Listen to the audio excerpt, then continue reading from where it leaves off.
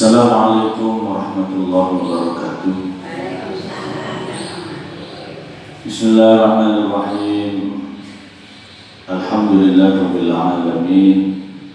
Wassalatu wassalamu ala asyrafil anbiya'i wal mursalin sayyidina wa maulana Muhammadin wa ala alihi wa sahbihi ajma'in.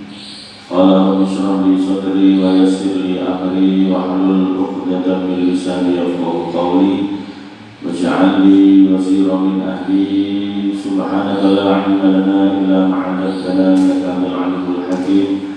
Rabbana iftah bainana wa baina qaumina bil haqqi wa anta khairul fatihin. Amma ba'd.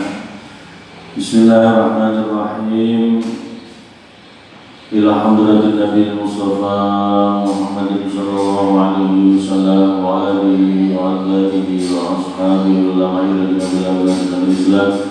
Tsumma ila sayyidina wa sanadina wa hamdina wa hamdina dunya wa ukhra al-imam al-qudman sayyidina Ahmad al-Tijani wa azwajahu wa dhurriyyatahu wa muqaddami ila ashabihi wa muslimin. Tsumma ila hamdulatil Nabi Muhammad nur Nabi Ahmad sallallahu alaihi Muhammad Fazil Abdul Hafiz saya sebagai wakil Islam Ahmad Batu saya bagi Abdullah Rutin bikin Keputusan Wassalamualaikum warahmatullahi wabarakatuh wa rahmatullahi wa barakatuh. Supaya Tuhan yang bermasyarakat Alhamdulillah kami berhamdulillah pada Tuhan yang bismillahirrahmanirrahim wa azwajim wa dhurriyyatim wa sholih wa mughfir wa barik. Syahrul minna wal Fatiha. أعوذ بالله من الشيطان الرجيم. بسم الله الرحمن الرحيم. الحمد لله رب العالمين الرحمن الرحيم مالك يوم الدين إياك نعبد وإياك نستعين اهدنا الصراط المستقيم صراط الذين أنعمت عليهم غير المغضوب عليهم ولا الضالين.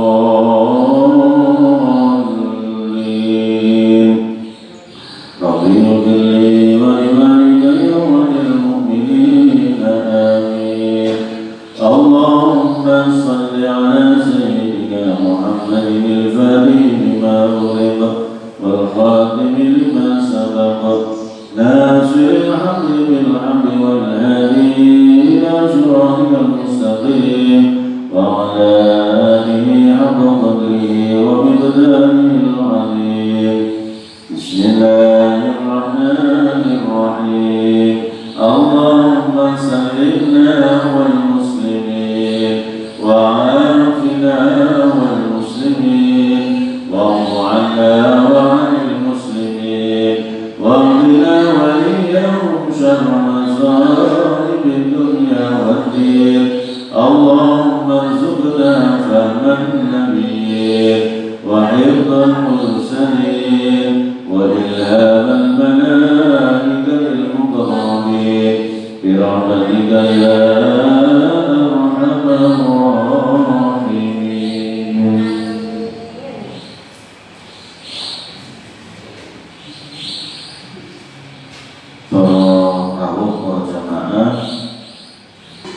Moga kita laksanakan pengajian kitab Iblis saat menikah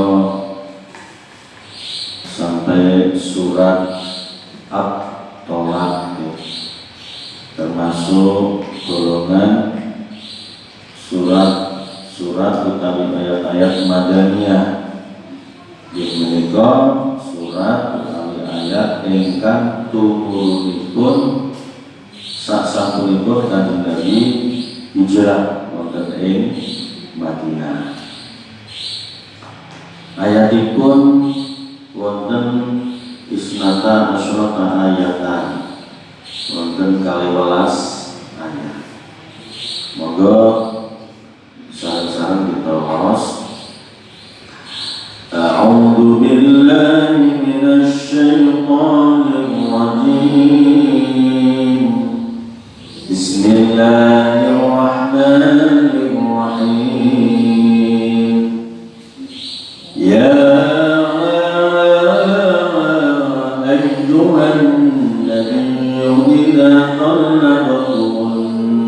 النساء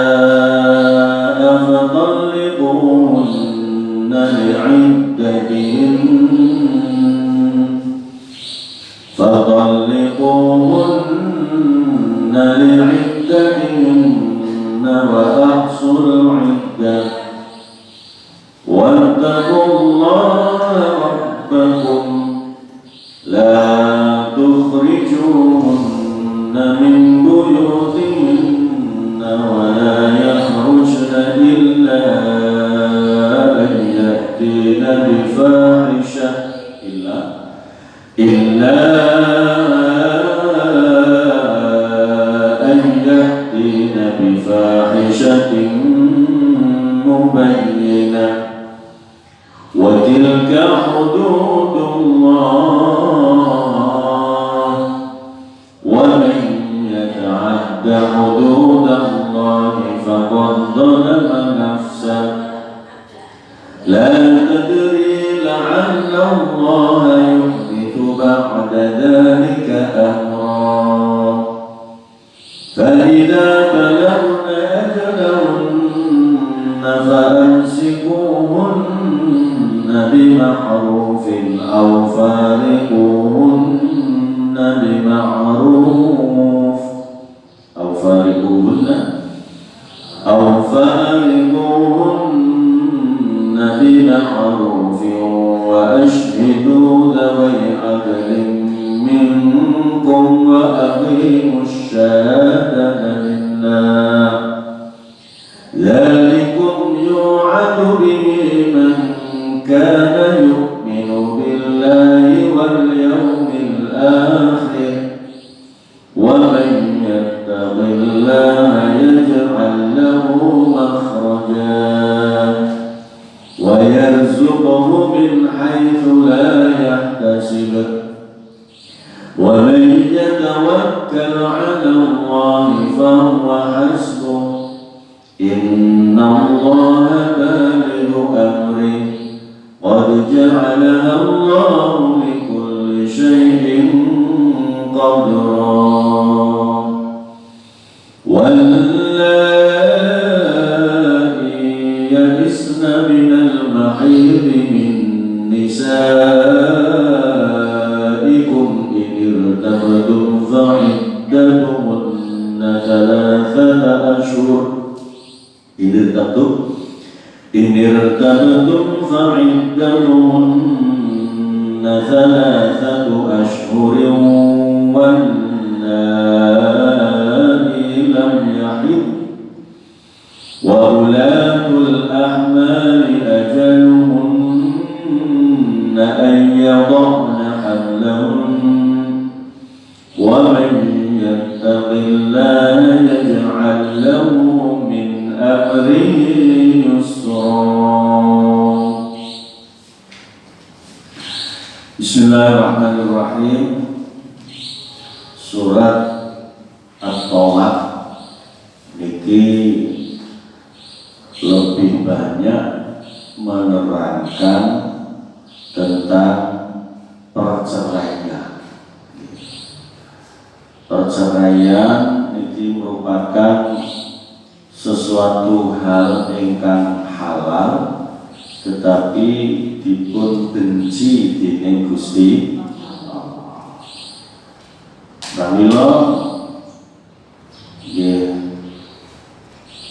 sekuat tenaga diupayakan jalinan ikatan pernikahan itu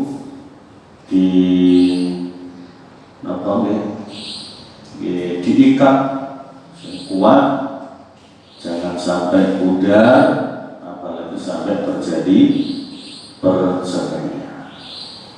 Tetapi sebenarnya syariat at-thalaq ingkang dipun jelasaken Gusti Allah wonten ayat niki sebenarnya ini merupakan satu solusi kangge tiang-tiang ingkang berumah tangga kemudian mengalami berbagai macam masalah.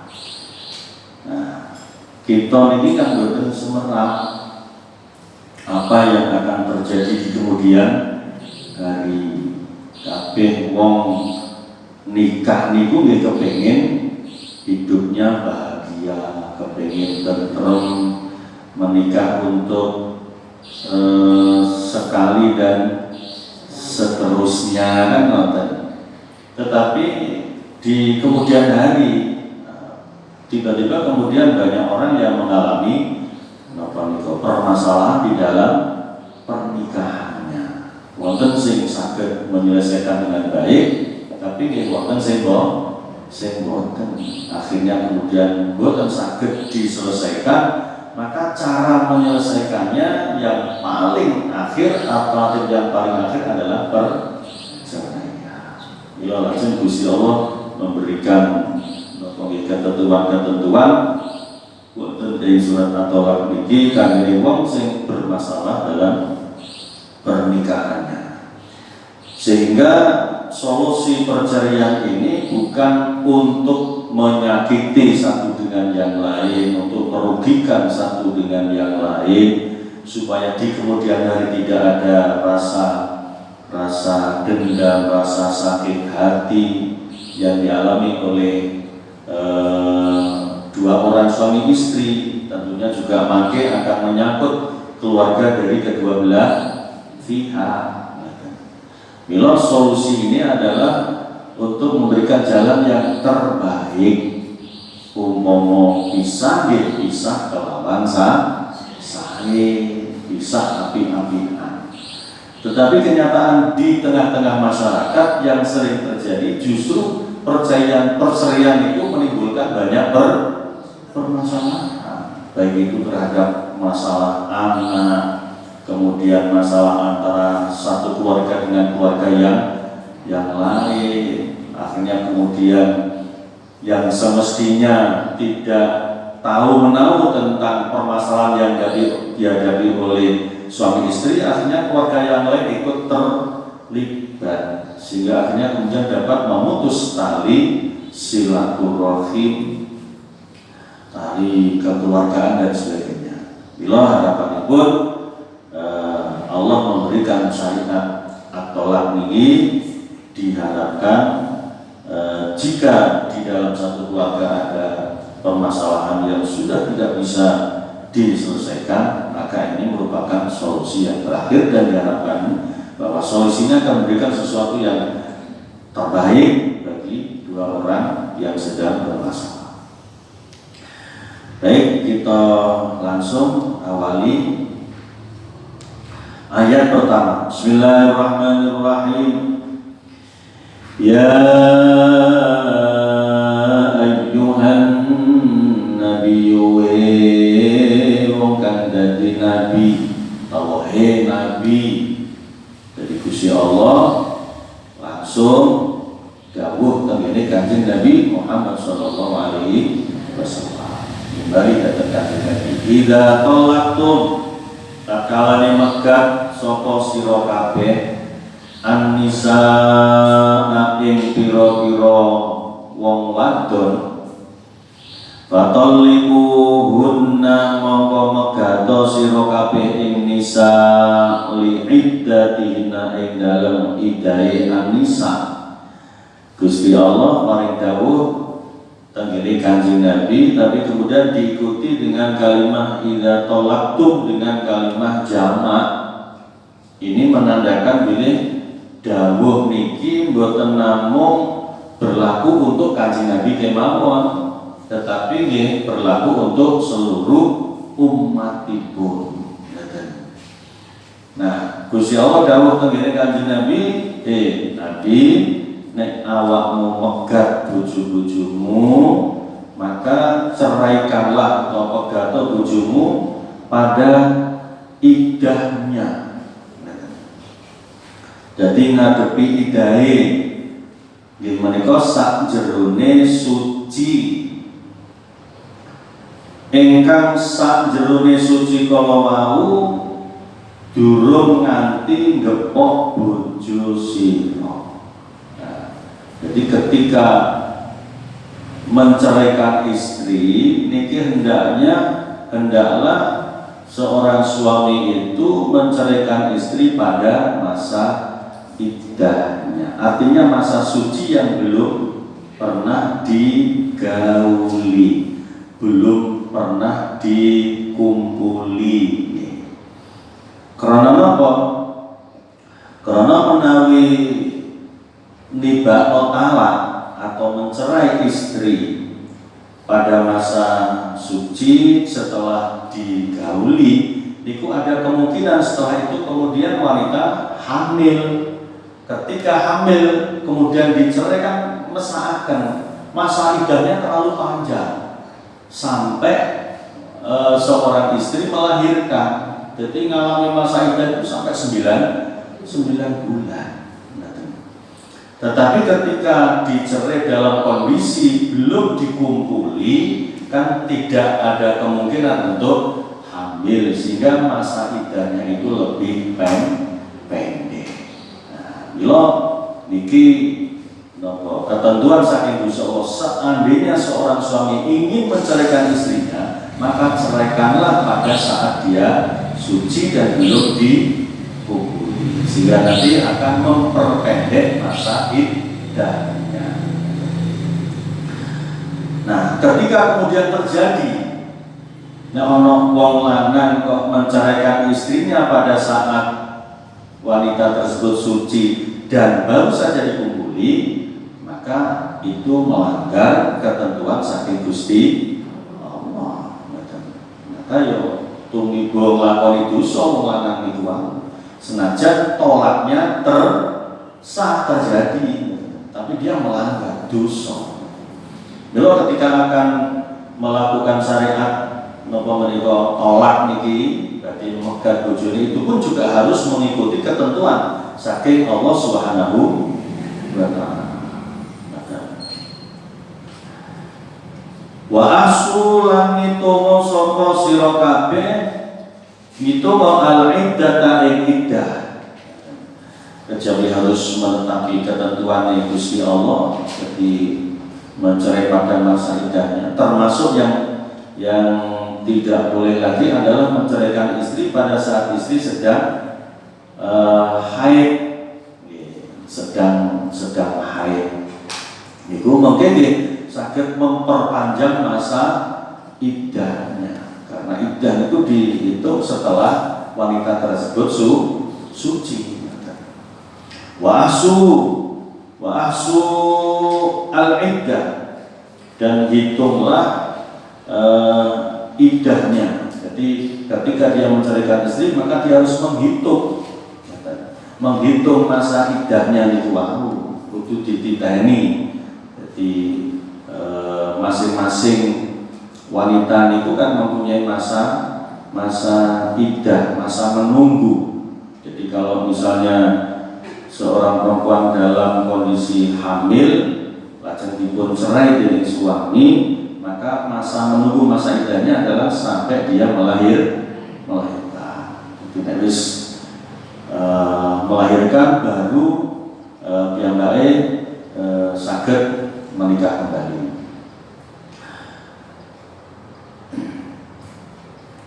Kemudian menawi piyambake niku dalam kondisi napa menika dalam kondisi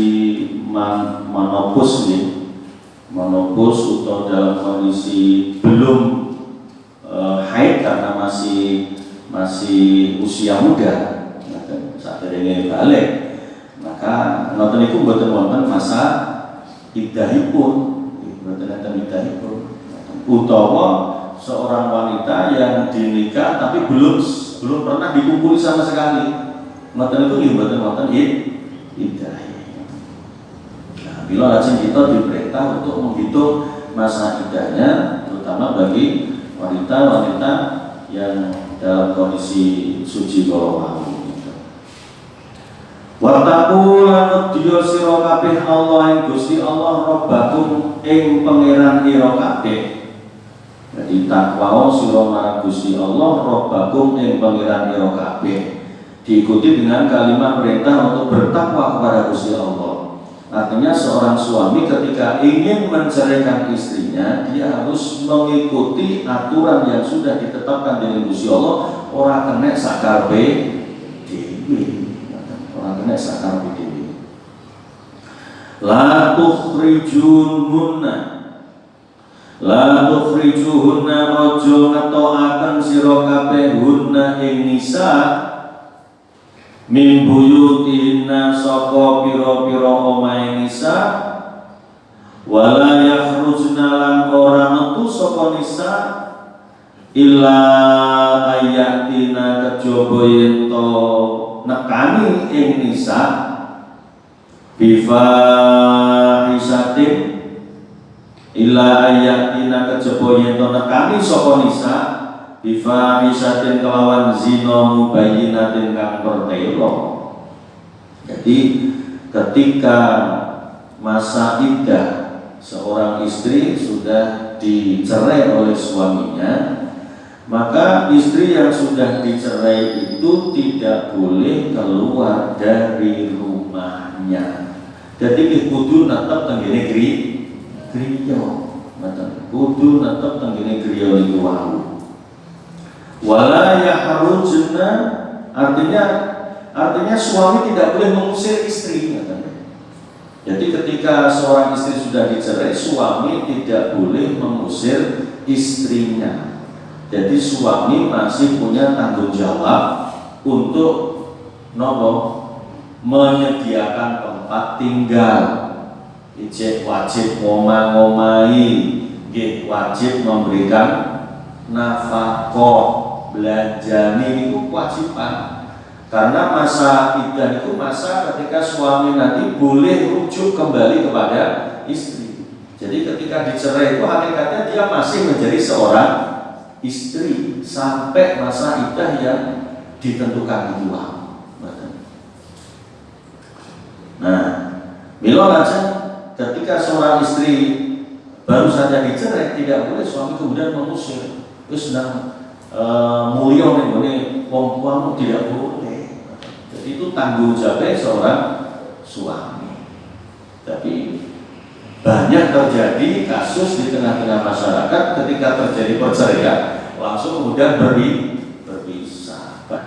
Mudah-mudahan yang hadir di majelis ini senantiasa mendapatkan hidayah dan petunjuk Allah Subhanahu wa taala, tetap diparingi iman lan Islam, dipun paringi kesehatan, dipun paringi kejembaran rezeki, sakinah mawaddah warahmah keluarganya, sholih-sholihah putra-putrinya, dijaga, diselamatkan dari segala macam bahaya, selamat wilujeng dunia akhirat dan mutus dengan husnul khotimah. Amin Allahumma amin. Al-Fatihah.